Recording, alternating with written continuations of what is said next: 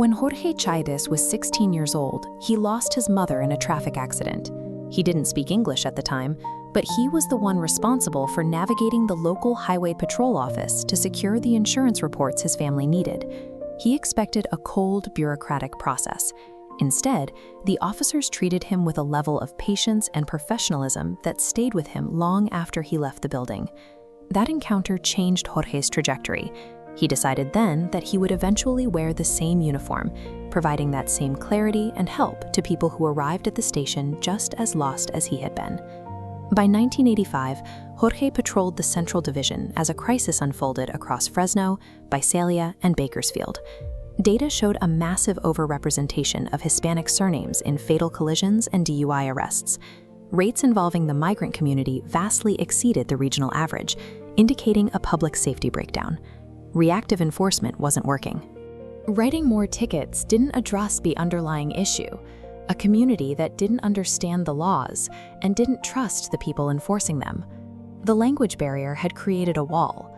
Without a way to communicate safety education, the highway patrol remained an outside force, and the accident rates continued to climb.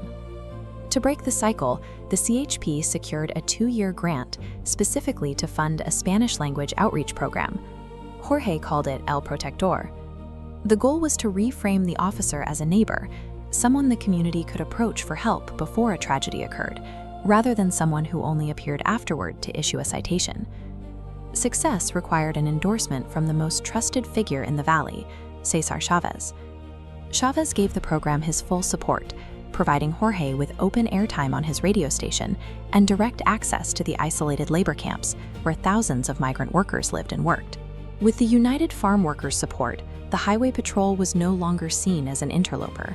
The gates to the camps opened and the dialogue finally began. Jorge knew that for the program to work, they had to move away from the intimidating symbols of the job. Officers began appearing in casual clothes, black jeans and polo shirts, speaking to workers in their native Spanish rather than through an interpreter. They spent their time in city parks and labor halls, turning DMV handbooks into trivia games and handing out water bottles.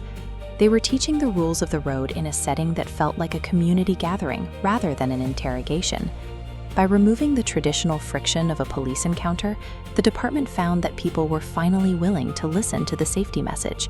The results were immediate.